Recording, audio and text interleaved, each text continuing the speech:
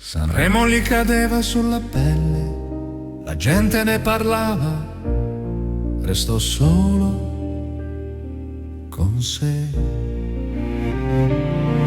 Le parole che pensava una lettera, come una porta chiusa in mezzo al cuore, così.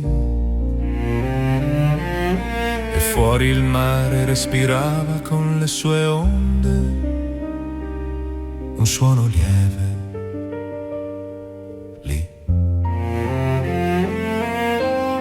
In quell'istante Luigi si fermò come una nota stanca che non si canta più.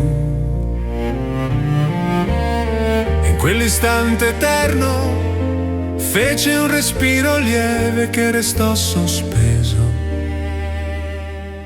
nel blu.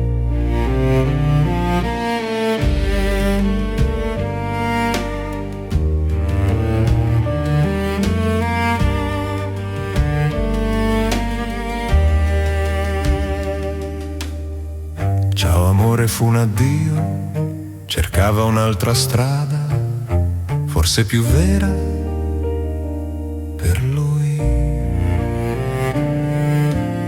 E si trovò nel suo mondo il posto delle fragole, la riva del fiume, silenzio.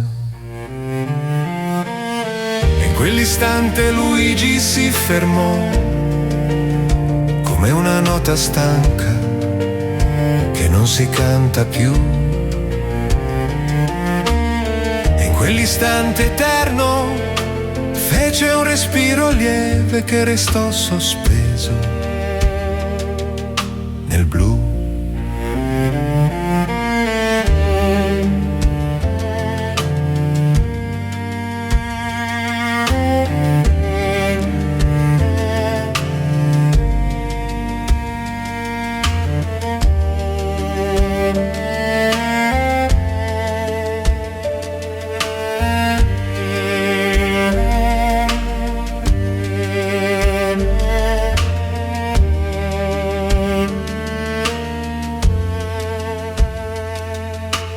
Oggi ci restano solo le canzoni di un grande poeta, un'anima pura.